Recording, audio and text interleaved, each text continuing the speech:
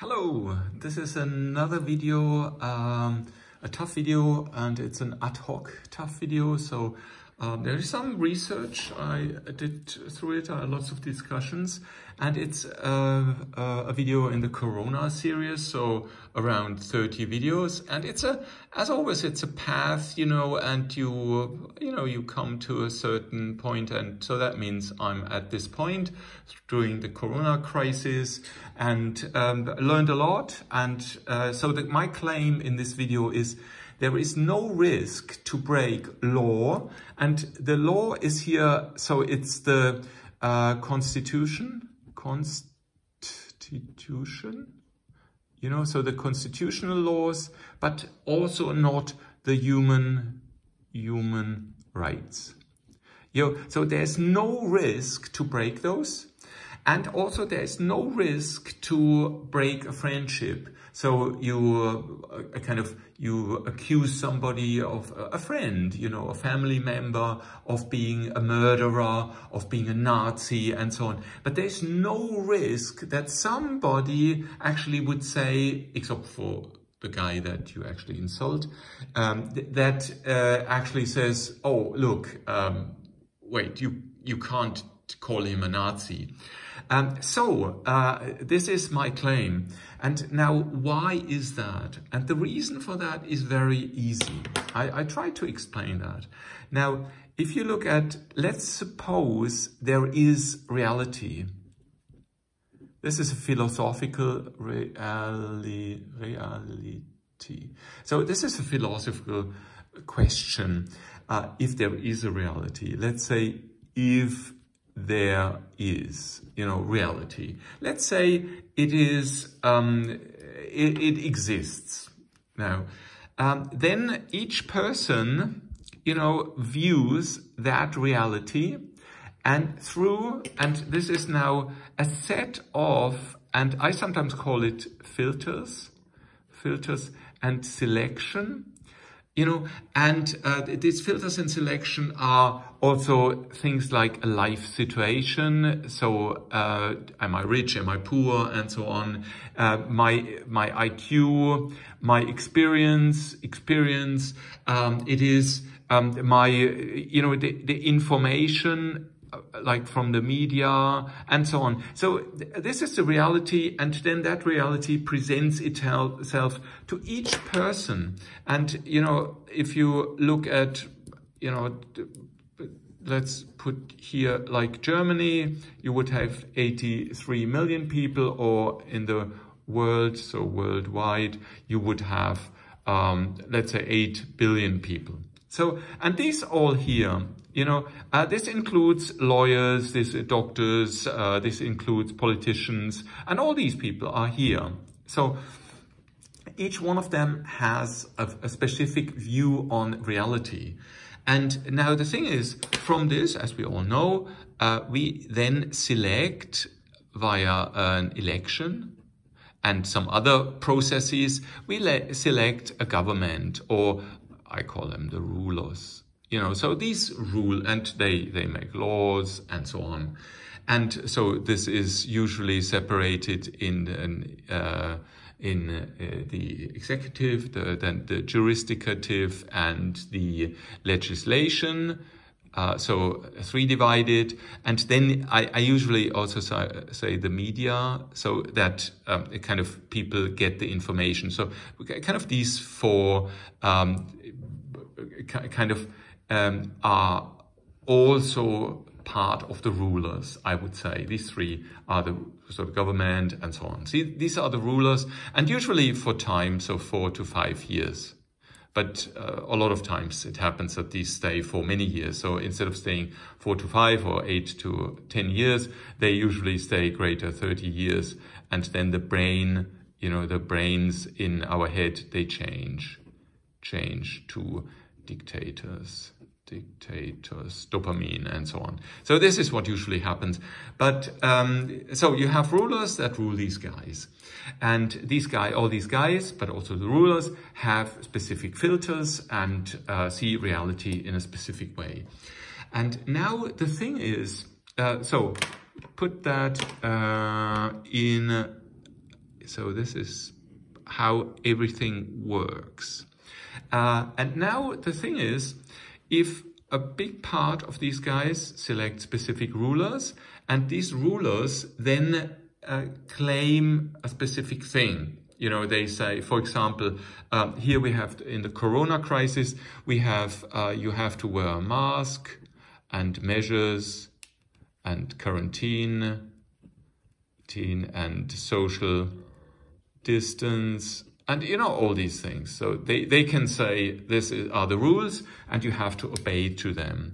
And if you don't obey to them, we can lock you away, and we can do whatever you want to. Now, you could say there are these constitutional rights and the human rights, but no. There is no risk, because you, with your perceived reality, you vote those guys, they make the laws, and then you can always say, I think that the guys, I put them here in red, let's say these ones are the bad guys according to these laws. So here, these laws are good, these are the good laws, and these guys here are opposing to those laws. You know, so they are bad guys. So what you can always do is you can do whatever you want to. You can kill them, whatever you want to. You can rip them off their constitutional rights and so on. This is what you can do. And it is, and this is my claim, and it is right. They are allowed to do that because their reality says, these guys are dangerous, so I can do whatever it needs. I can lock them away, I can do social distancing, I could put them in a concentration camp. I can do whatever I want to avoid that the rest of the population, the majority, you know, rulers usually have the majority behind them in democracies, then they can do that. So, and now, why do I say that?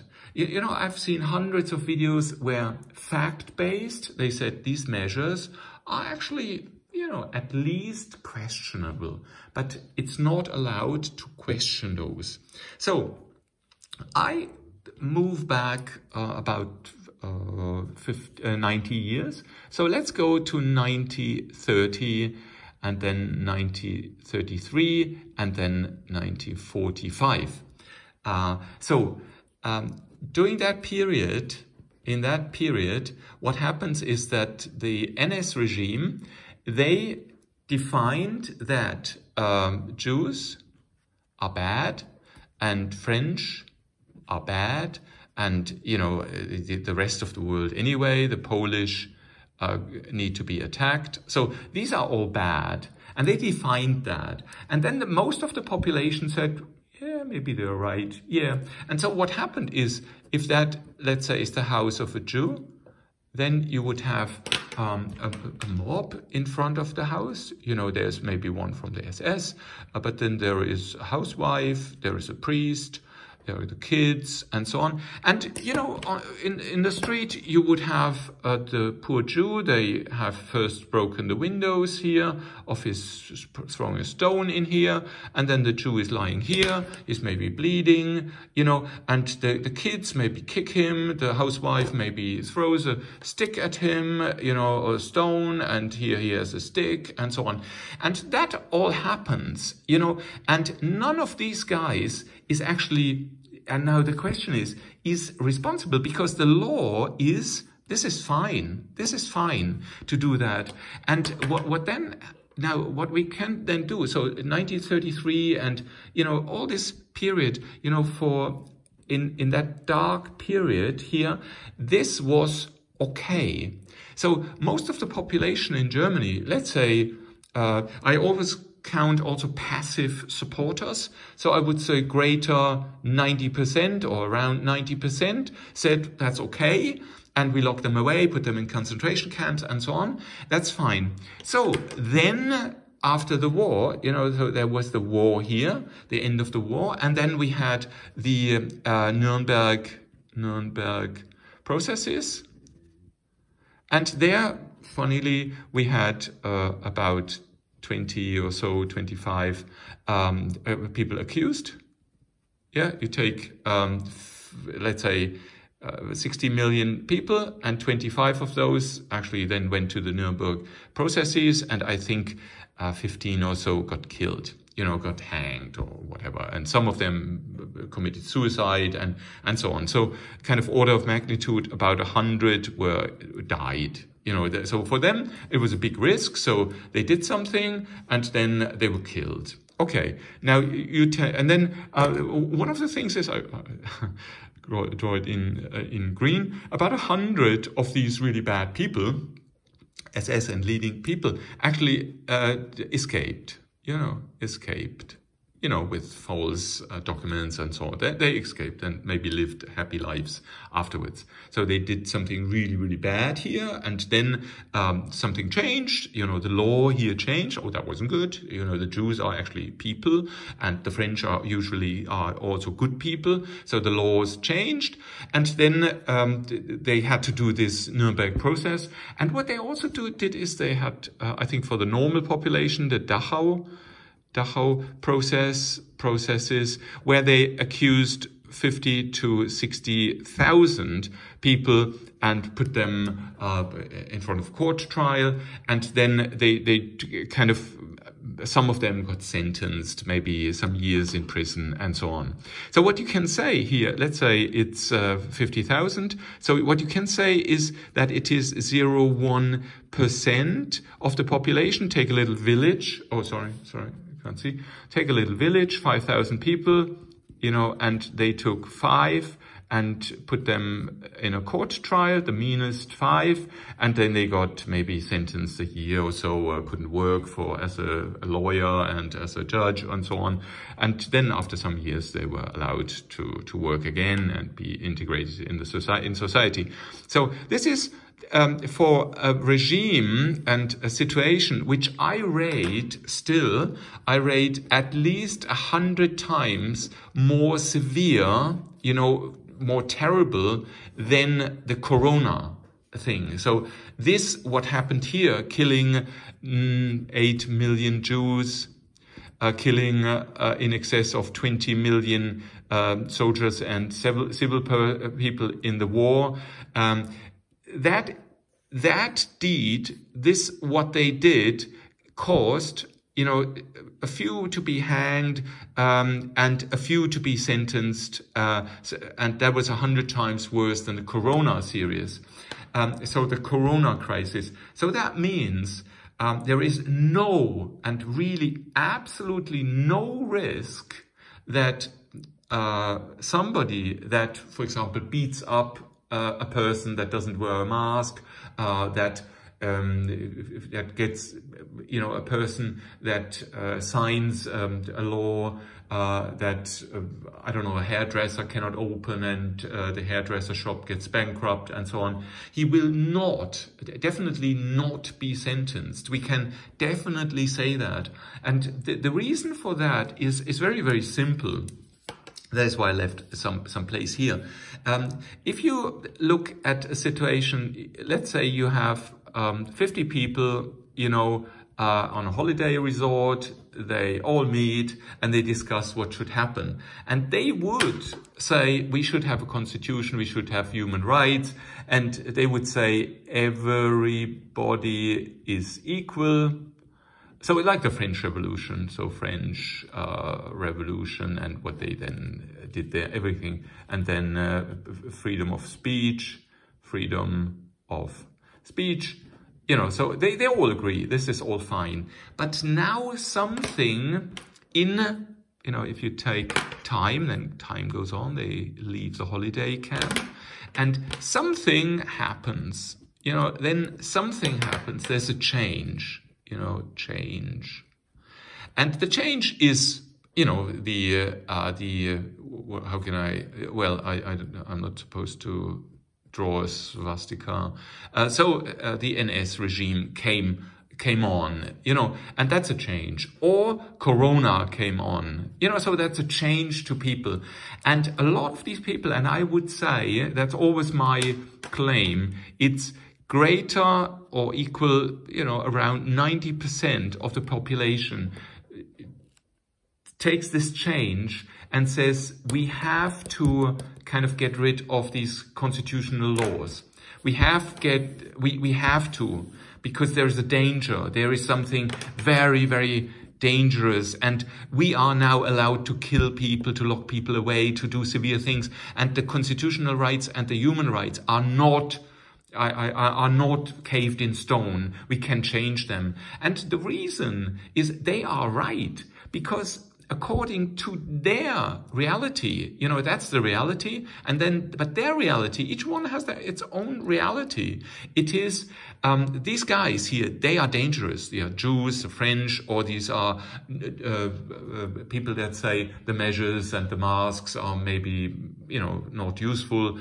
We shouldn't use them, and please let me open my shop, and I'd like to work, and I'd like to travel, and I'd like to, you know, spend time with my relatives and so on. So this is what they say. But these ones, they are completely, you know, it's legitimate that they say, no, we have to lock them away. They can even say, we can kill them. You know, eventually kill them. And now you might say, oh, no, that's not true. That's over, as you know, exaggerating. I had, really in my personal surrounding, I have housewives that say, presenters at the anti-measures, corona measures demonstrations, the speakers, they should get corona and die. You know, so you have housewives that say, this guy who is saying that the corona measures are maybe a little bit too hard, I hope he gets corona and dies. So that means you have a housewife that, like in a holiday resort, she might have said, okay, yeah, everybody can say whatever he wants to. But then something changes. And now the thing is, if you look at, I always look at it in terms of my brain model, where you have the intellect, you have the limbic system, and then you have the reptile brain. And obviously this housewife, and this 90% of the population works with the reptile brain. So fear, we are completely fearful. We have to have a leader. We ask for a ruler, please, ruler, give us the strength to get out of this situation. And then that is their reptile brain taking over. So it doesn't matter if you are a professor, if you're a doctor, if you're an engineer. It doesn't matter. You know, this whole what you did at university and whatever your IQ and so on, forget it. It's your reptile brain that takes over. And then once the reptile brain takes over, this is all gone. And so we have this change here in this area. And then you have 90% of the population that can do whatever they want to. And now the thing is, as we learned in the processes, you know, nothing happens. You know, they all get away. We know that it's very funny in companies when you say, if there are more than 3 people in a room and they decide something, then there is no guilty man. You know, nobody's guilty. You know, nobody has done something bad because we were 3 and we decided that, and then, you know, they are fine. So here in the population you have millions of people, and nobody can kind of, you know, can tell them, oh, look, you did something wrong. And then in the end, it was their reptile brain. So now the thing is, when you then say here, there must be 100% sure law, you know, something like the justice, you know, God-like justice that comes on the world. This is not true. So this 100% God-like justice does not exist. So what usually happens, and for example in the NS time, what happened is that then 1945, the US, the USSR, the UK and the French, they all joined together and they made a court trial, and then they took out of there like 0.0000001% of the population, and then they hang them and said, okay, you others go on. And the Jews that were killed, killed. The French guys that were, they had cruel, they had really many years of a cruel war onto them. Well, so what? So what? That is, the Germans were not held responsible for what they did. And now the thing is, it's questionable, should they be held responsible? Because if you look at it, it's the reptile brain that decides. So what I say is, from Shakespeare, there is no good, there is no bad. The thinking makes it so. So if this guy killed those guys, well, is that good or is that bad? It's their reality says these ones are murderers of the old people, so that we can actually lock them away or kill them. So that's fine. Or these ones are Jews. Yeah, they may be. Yeah, they are bad. I don't know why. They are really bad. So we have to lock them away and eventually kill them. So that is what they say. And then now the thing is, if there are so many, that's they get away with it. And this is for me, a very frustrating thing, because I'm a thinker that is very much in the intellect and in a limbic system that has a very this philosophical vision of what it wants to achieve in life, and I'm never fearful. So my reptile brain is usually always, calm and puts the feet up. So that's me as I see myself. Maybe somebody else says, no, that's completely bollocks and you are a full reptile brain controlled person. So I don't know. That's then my reality is that as I explained here, but many other people, especially these 90%, would say, no, you are a disaster. You are an idiot. You are dangerous. Lock him away. Kill him. So what I wanted to say is there is no risk. There has not been a risk for the NS regime and the people supporting them, like the Pope saying, if you don't, if you even passively accepting thing and not actively going against injustice, you have loaded guilt onto you. But I think you can say that, but it will never reach the people here because they don't see that they have guilt, because they say, they are the killers, so we have to briefly change the constitution and the human rights. So that is what they said in the NS regime. I think when they did the Gleichschaltung, then for I think 12 years they just ruled the country without a real government and without these constitutional laws. And this is one of the things that might arrive to the world now as well with Corona. I make a big question mark on the exit. How do we exit from this Corona thingy? I might, but this is just a guess. It might end with a kind of a fake vaccine. So with a fake vaccine. So then these 90% are fine. They say, oh yeah, it exists. I'm vaccinated. And then eventually, it goes away over the period of, 2 to 3 years. But I'm not sure.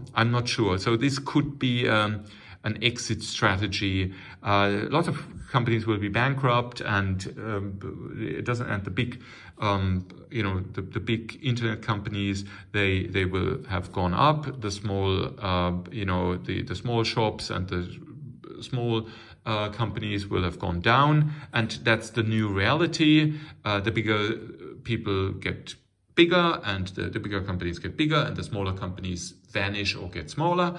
But that is also something that is in the Old Testament. The ones that have power and have everything, they will be given even more, and the ones that have nothing will be deprived of even what the little things they have. So it's just this rule, a genetic rule, and that might be implemented until, and now the thing is, until the mass decides, like in the French Revolution, oh, something is going on. But be sure this will not happen. And why? And with that, I want to end. Because of Netflix, and I call it McDonald's, although I don't want to kind of put down, I can also put down junk food. So it's the old bread and games thing from the Romans. You know, the thing in the French Revolution they did wrong. You know, the people in power, the rulers, did that wrong in the French Revolution. They should have given them bread and some comfort, some distraction. You know, in France, give them bread and something to eat and some fun. Then they would have not done the French Revolution. So here the rulers did a little mistake. Now in the Corona time, nowadays, like with everything being completely controlled via the internet, and the people that have the power, so the elites have all the information from these people, so they get everything.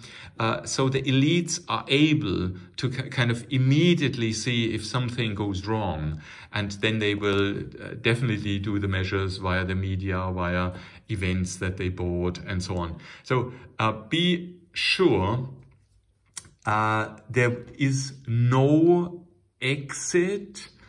Sorry, exit.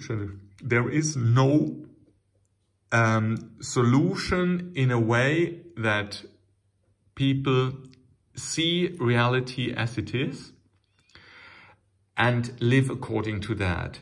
This filter will always be manipulated by the elites so that they can influence the rulers, so that they do the rules, so that they become more powerful, and still the population stays calm and happy because of Netflix and junk food. Thank you very much for listening so long. And this has been very illuminating for me as well. So it was really good. I enjoyed it. It was more than I wanted actually to say that I prepared. So this is very good. And I hope I get some comments, and I hope that when I look at this video in 3 months' time, that I see, oh, there is some quirks, there's some things, some additional things, maybe some things that I now see differently. And for that, I have kind of conserved this. And I think, yeah, I'm pretty happy to have done this. Thank you very much for listening. Bye-bye. See you next time.